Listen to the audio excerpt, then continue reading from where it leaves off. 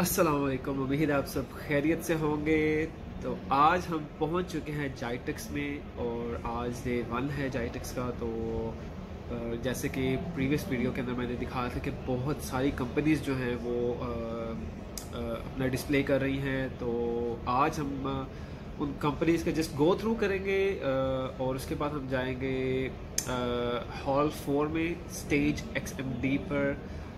XMD से बनता है एक्सपीरियंस मार्केटिंग डिज़ाइन। तो XMD स्टेज के ऊपर जो है वो बहुत अच्छे और टॉप कंपनीज के जो हैं वो स्पीकर्स आ रहे हैं और प्रेजेंटेशंस देंगे और वो कुछ क्वेश्चंस के आंसर्स करेंगे।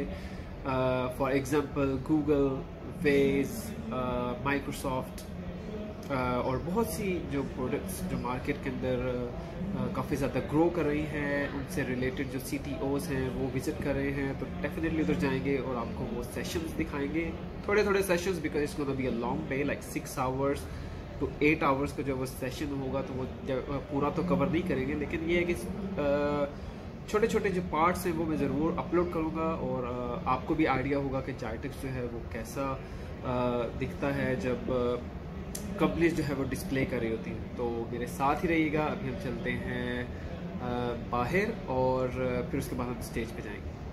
तो अभी हम जा रहे हैं विज़िट करने के लिए स्टैंड्स। तमाम स्टैंड्स पे तो विज़िट नहीं करेंगे, ये है कि गो थ्रू करते हैं कि कैसा लगता है जाइटेक्स।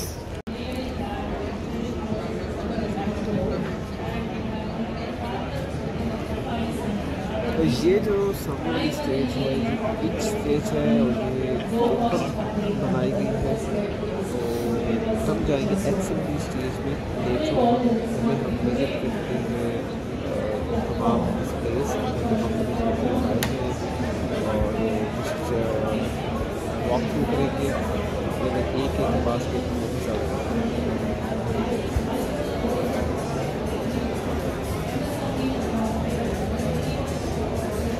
अभी हम हॉल 5 के अंदर हैं। कंपनीज है ईरान जो है वो ज़्यादा नज़र आ रही है।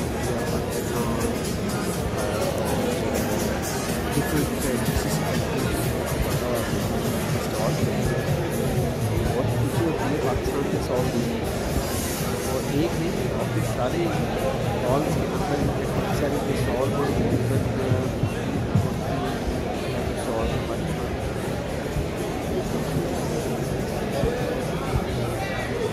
जैसे टेक्नोलॉजी बढ़ती जा रही है उसी पाकिस्तान में ग्रो कर रहा है।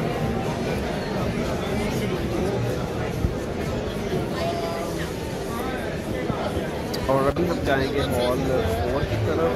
हॉल 4 है और आई थिंक हॉल 4 में ज़्यादा भी नहीं है और वॉक थ्रू करवाएंगे हॉल 4 के लिए। उसके बाद हम जाएंगे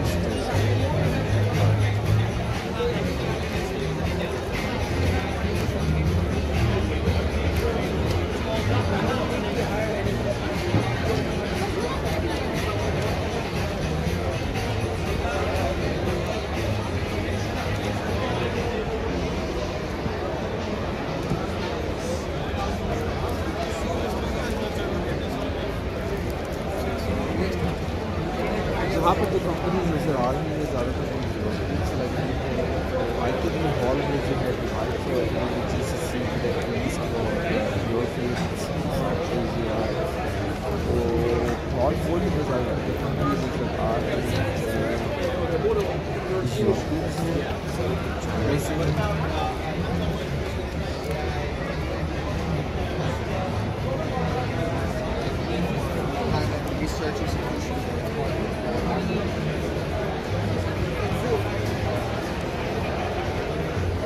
जी XMD स्टेज जो है वो सामने नज़र आ रही है। तो इससे गुजरते हुए हम स्टेज जाएंगे और फिर further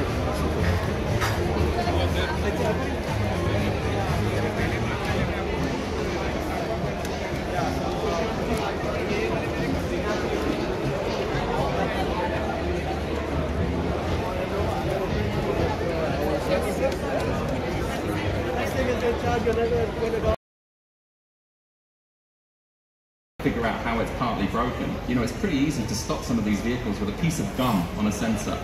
How do we feel about those things in society that are fundamentally broken so simply? And I think that's the challenge for me. Your question about like what is the role of the sort of the driver in that equation? I think, without wanting to give you a vanilla answer, I think it will be a spectrum. There'll be certain people who will love a self-driving car, use it all day, every day, they'll commute, they won't touch anything, they'll sit in the back. There will be likewise families who maybe use it for the long part of their journey, and then when they get into the city they feel safer driving themselves, or there might be some local legislation where they have to drive it themselves. And then there are some people who are maybe car nuts or Mustang collectors who will just push it off and push it off and push it off. The challenge is they're all going to have to play together, and that's the hard bit. It's very easy to think in isolation, it's very difficult to think accretively when everything starts to come together. Thank you for that. Because like that's how I always thought that there is no one size kind of fit all. So no. That's reassuring. We have a minute. I'm gonna throw a curveball at you as a final question. How does some in 95, the very first patent was in 97. And so what was happening in 95 was the beginning of the internet, right? It's before Google, right? And so the idea was at the time, I mean, we saw this thing, you know, the internet coming, and we knew that it was going to be big, a huge database, the biggest database, you know, in the world. And we knew we would have to interrogate it, right, to ask about stuff in this database. And so we said, what is the best way to do it? The best way to do it by voice. So let's create a helper, let's create an assistant that is going to help us to navigate this internet.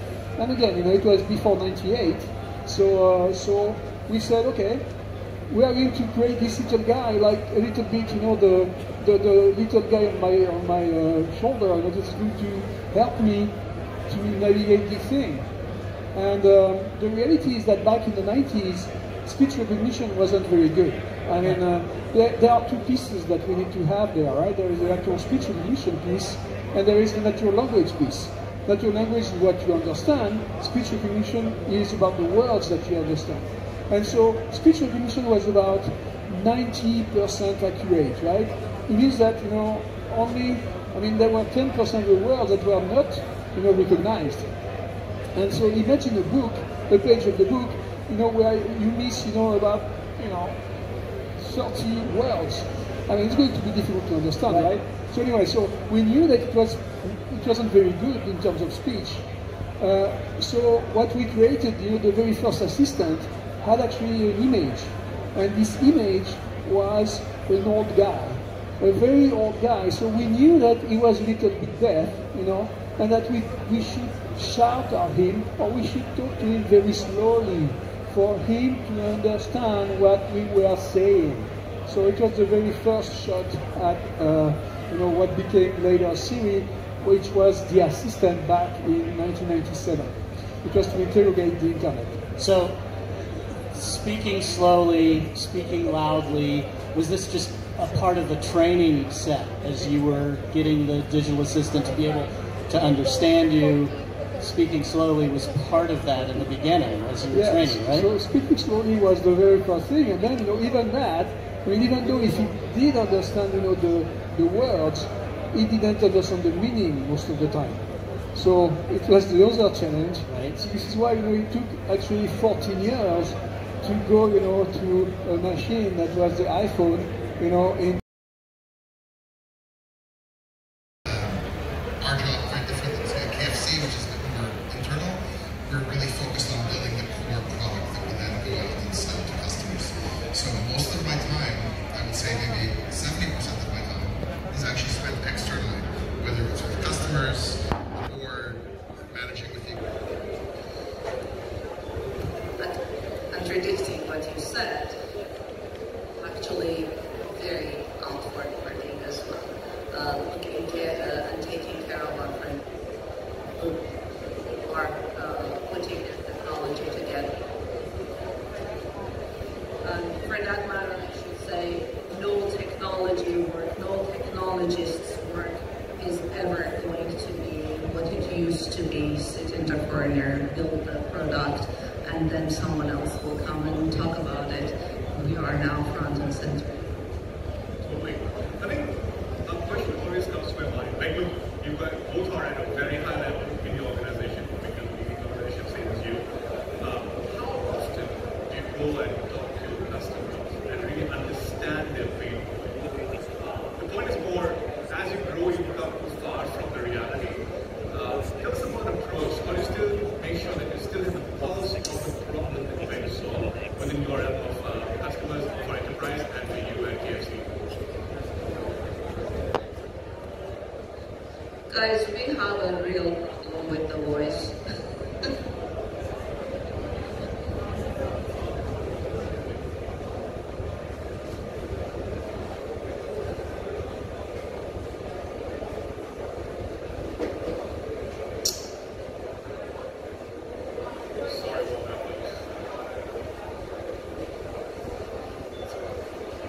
All right, okay.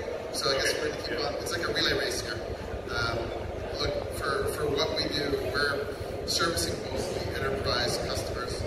They tend to be very large customers. We only have about 300 customers in the company in total.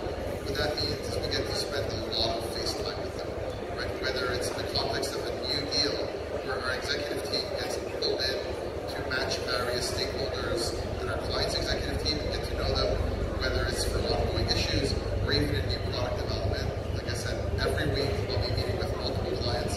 Now there's one thing is that the meetings that I tend to have are significantly more high level. Like we're focusing on getting shared outcomes between what our technology is building and what the highest level business result is for the company. The thing that is the hardest part for me, at least in building the product, is that next level down of processes so that we have a regular cadence of feedback review. We can still get into the details and look at this stuff. But it's a challenge, right? I can't always be there. And sometimes you don't have the right hand talking to the left. But you do sales calls and just talk to them and just learn a lot for it. Awesome. Every week I would say.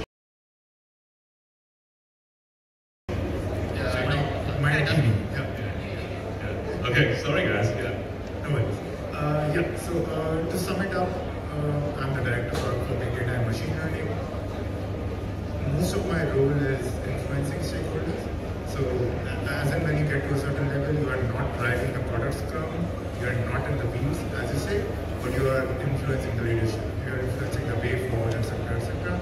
And if you have a heavy hand, as a $100 billion organization like Booking.com is, you have to be very cognizant of how you influence people. Because the kind of stakeholders you are influencing it are at the CXO level, as well as people who are directing policy in the EU, etc., etc. So it's an interesting job. Sounds good. Ali, you also work at Noon and currently at Bolt, right? So Noon, we have overlapped with the marketplace world. So VP of Product at Bolt today. Tell us more. What do you do there? I think personally, I'm still in the marketplace world, so Bolt for me is a mobility and delivery. That's fair. It's a two-sided marketplace, or three-sided marketplace. I manage two large verticals. I manage writing for the clients, and I manage a core business, which is like a corporate offering, everything we do.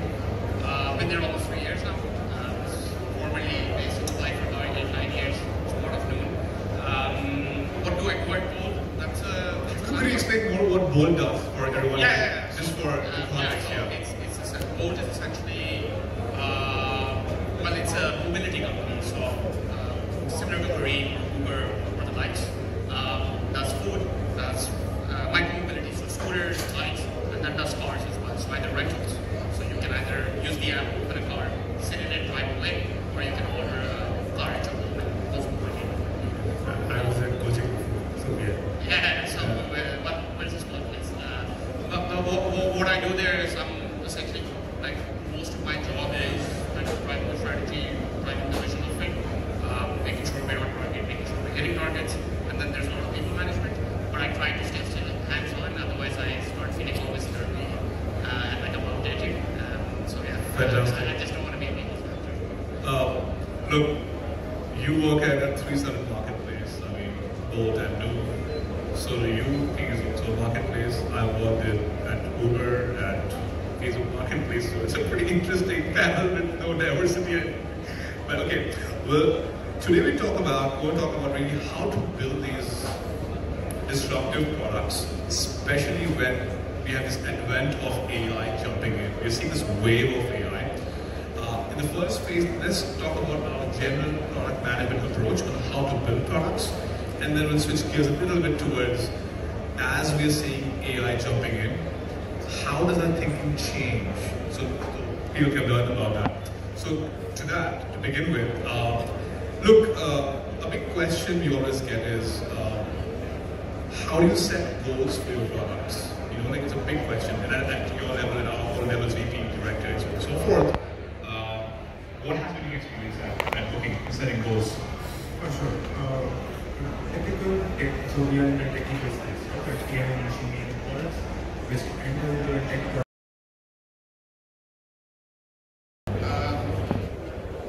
Is this thing working? Here we go.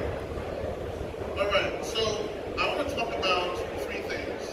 I want to introduce the ideas of product-led growth to you, and then talk about one technique get used to build fast-growing companies, which is virality, right? Everyone get that? We're talking about how to build fast-growing companies here. So, what is growth-led growth? Why it's important? And a key tool, virality. Now, I usually like to set up why you should listen to me. Why am I incredible? I'm the Chief Product Officer of Typeform. Has anyone ever heard of Typeform? Okay, a few people. Have you heard of Calendly? Right? A few more people. So I'm also Chief Product Officer of Calendly in the run-up to being a unicorn as well.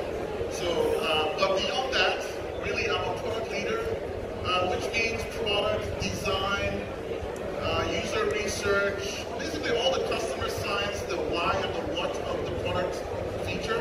I've spent some time doing some sales and marketing as well, so I have a very broad range of experiences, but I'm 90% product and design leadership. That's what you should expect from me.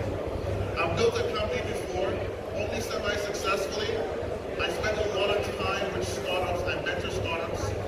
I am the principal of a fund that actually invests in Africa, sometimes in the Middle East, and I've been doing that for 10 years. Over the last 5 years, I've done M&A within a company like Twitter, about 7 companies. Now, other places I've been include Twitter, I was the head of product for all the conversation, including tweets, Microsoft, what else have I been? So I mentioned Calendly, and Atlassian, a company that makes Jira. So these are all the reasons why, hopefully, this experience will be real for you as I talk about it. So what is product-led growth? That's the first thing. Who's heard about product-led growth? Is this why you're here? No? No product-led growth experts? Raise your hand if you've heard about product-led growth. Okay. Well, since we have a newbie on us, let me introduce it to you. There's a huge buzz around something called PLG, product-led growth, in the software world. Yes, it makes everything so simple. When you build the right product, it changes everything for both the user experience and the operator's experience. So let's get into some key do's and don'ts for setting up great teams for product-led companies. What would you recommend we do to set up great teams? You know, before you start to think about the type of teams you need, I think it's so easy for organizations to immediately run towards, well, we want to set up product teams, we want to go agile, and you know, we want to set up communities of practice, and large organizations can get very excited by that, mainly because they can, right? We've got the investment, we've got the support, but it's important that you understand first and foremost, why do we need product-led teams? What problems are we trying to solve? And when I was working in life sciences, of course, the main core products of the company were medicines, right? But there were many, many products that we had to create. And in my team as the CTTO, we created many products that were used across the enterprise, but also products that were used by hospitals, by doctors, and also by the field force itself. So when you do that, you really need to understand understand who your customers are. But more importantly, as you think about these product-led teams, you need to first ask yourself, is the organization really ready for this? Yeah. So just put yourself in my situation. I had over 3,000 associates globally. And you cannot pivot an organization of that scale to product. Right. So you need to be very focused and prioritize on the products that you want. And what are some examples of success you can share with us so we can get a visual of what that looks like to have a successful team? The main thing is that it's not just about the technology team. So there's a big focus around business, technology, and operations. So when you bring those three areas together, then you're able to focus on what are the needs of the business, what type of technology can resolve those type of challenges and opportunities, and then how are we actually going to operate them? So how are we going to scale them across the organization? Because adoption and scale is probably one of the hardest things. 100%. And what are some of the frameworks that, like, we'll as leaders, as startups, as innovators, is how do we continually bring the people back into our products? With that, the technology is telling me that the Star Englishman is ready to go.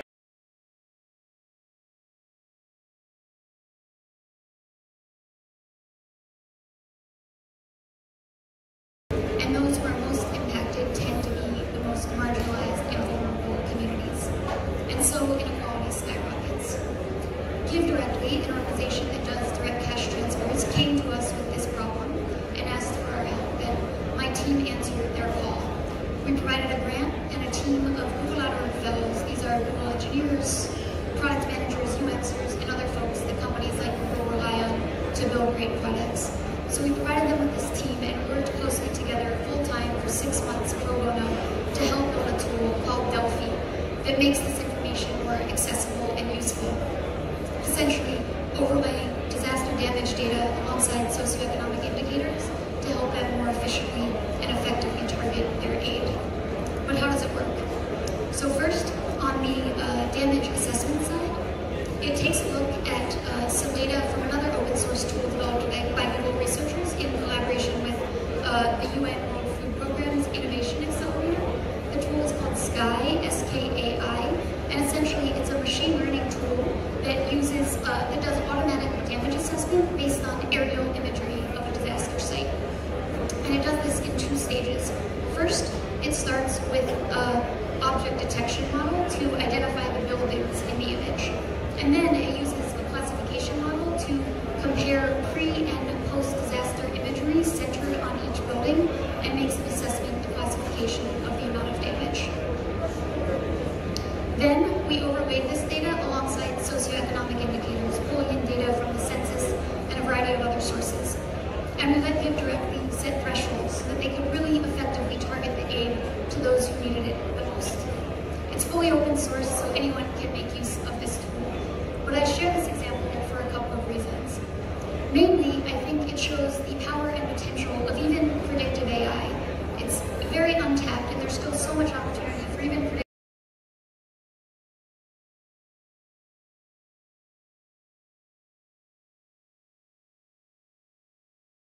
Canada from Young Brands, and she's going to bring a little bit of the hospitality, the quick service, the FMCG opinion to the stage. We're waiting for you. Welcome.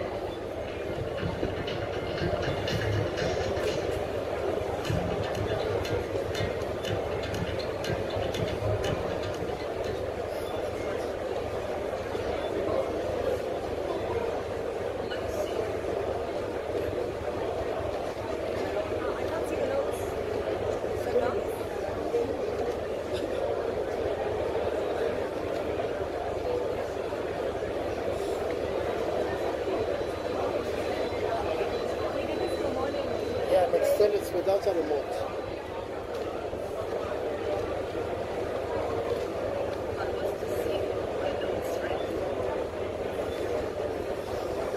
I'm not known for making anything easy. So bear with us as they are building. There you go. For some reason they are a magician, I don't know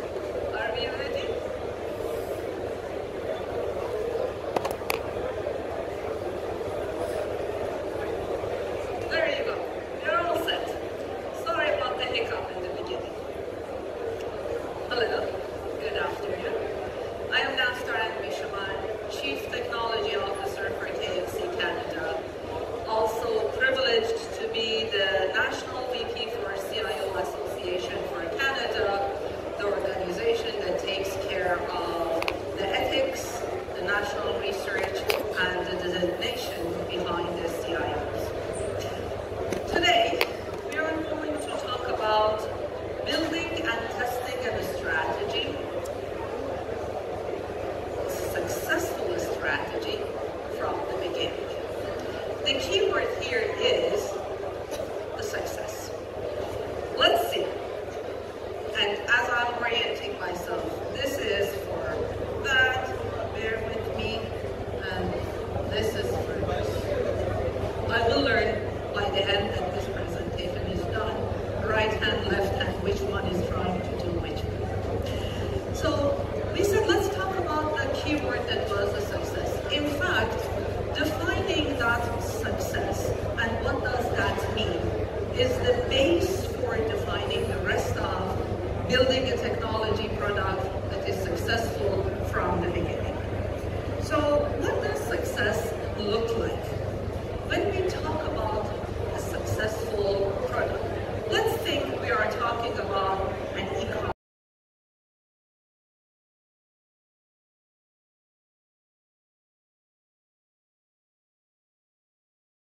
Managing the stage, that maybe just keep talking, we need 1 minute. That 1 minute became 25 minutes. And I spent 25 minutes just talking. I actually have no, thank God it wasn't being recorded, I have no idea what I was talking about. But luckily today, but very welcome to the stage.